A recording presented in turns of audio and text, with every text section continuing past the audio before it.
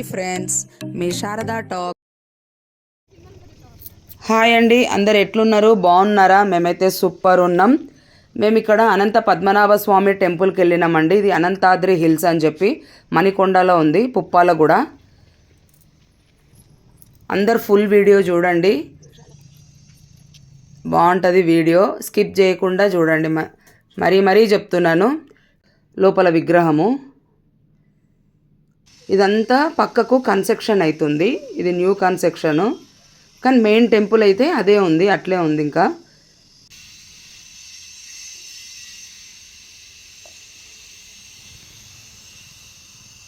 ఈయనైతే మాత్రం స్వయంభూగా వెలిసిండంటండి, అనంత పద్మనాభ స్వామి. నేను దర్శనానికి అయితే మేము పోతున్నాము. ఆయన చూడండి గర్భగుడిలో విగ్రహము. ఇక్కడ పక్కకైతే పాండురంగ విఠలాచార్యుడు, పక్కకు అయితే ఆయన శివలింగము. అభిషేకం చేసుకోవడానికి పక్కకు మంచిగా గంగా నీళ్లు కూడా పెట్టిండ్రు. ఎవరు వెళ్ళినా కూడా కొన్ని వాటర్ పోసి ఆయనకు అభిషేకం చేసుకొని దండం పెట్టుకోవచ్చు.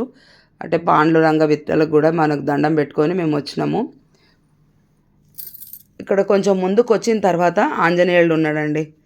ఆంజనేయుడు ఈయన దర్శనం అయినాక ఈయన బయటికి వచ్చి ఈయనకు చేసుకోవచ్చు. ఆయన చుట్టూ ఒక ప్రదక్షిణలు చేసి మేమైతే దండం పెట్టుకొని వచ్చినామండి. ఇదంతా అయితే ఒక స్టోరీ ఉందండి, ఇది చాలా బాగుంది స్టోరీ. ఈయన గుండు కింద ఎట్లా వెలిసిండు ఏంటిది, ఆ గుండు మొత్తం ఒక్కొక్కటి ఒక్కో అవతారం, అంటే దశావతారాల రూపంలో ఉన్నాయి. ప్రతి ఒక్కటి మీకు డీటెయిల్గా కావాలి అంటే కనుక అక్కడికి వెళ్ళండి, పంతులను అడగండి, ఖచ్చితంగా చెప్తున్నాడు ఆయన స్టోరీ. వాళ్ళు లేడీస్ కూడా అంతా యూనియన్ వచ్చి ఏంటిది అసలు కథ అని చెప్పానని అడిగితే వాళ్ళకి అదే స్టోరీ చెప్తున్నాడు. అంటే నేను కూడా విన్నాను, కానీ మీరు డైరెక్ట్ వెళ్ళి మీరే ఆయన నోటితోటి వింటే ఇంకా బాగుంటుంది కదా.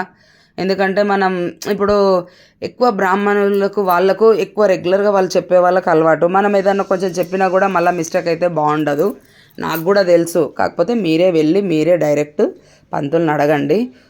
చాలా బాగుంది. గజేంద్ర మోక్షము, వారాహ అవతారము, మత్స్య అవతారము అని, నరసింహస్వామి ఉగ్ర రూపము, ఇవన్నీ రూపాలతో సహా మంచిగా స్టోరీ చెప్తున్నాడు ఆయన.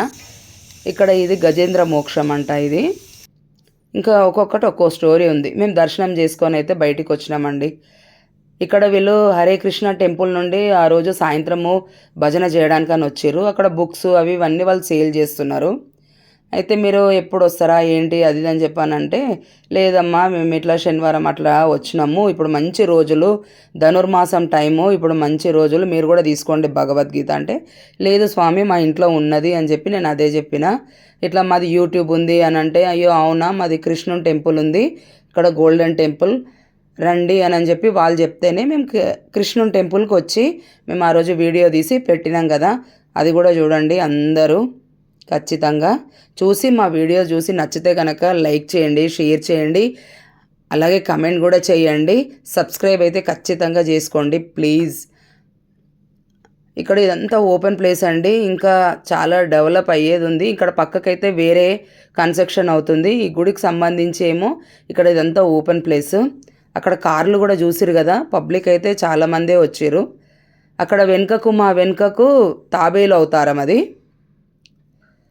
ఇంకా మేము కూడా సాయంత్రం పూట వెళ్ళినాం కాబట్టి ఇంకా కొంచెం ఇంకా వెదర్ అంతా దర్శనం అయిపోయి కూర్చున్నాక వీళ్ళు వచ్చారు. ఇంకా వీళ్ళంతా సెటప్ చేసుకున్నారు భజన చేయడానికి.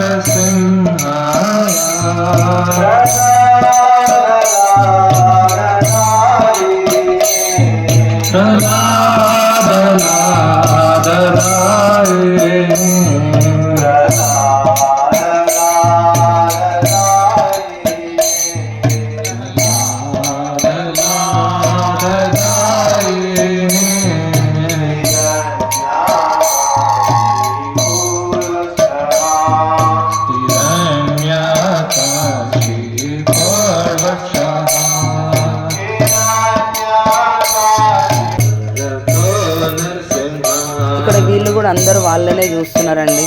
ఇంకా చీకటి కూడా అవుతుంది, దోమలు కూడా అక్కడ స్టార్ట్ అవుతున్నాయి.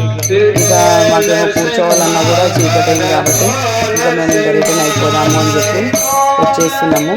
మీరు కూడా కొంచెం వెళ్ళేది ఉంటే సాయంత్రంలో కొద్దిగా ముందే ఉండి, ఎందుకంటే కొంచెం చీకటి అయినా కానీ అక్కడ నుండి ఇంకా కాలేజ్ పిల్లలు అక్కడ వాళ్ళంతా ఉన్నది. కింద గేట్ అనేది క్లోజ్ చేసేస్తున్నారు, మాకు తెలియదు కదా. ఇంకా మేము కూడా కింద దర్శనం చేసుకొని కొంచెం సేపు కూర్చొని అక్కడ నుండి వచ్చేసినాము. గుడి 8 గంటల వరకు ఉంటుంది సాయంత్రం.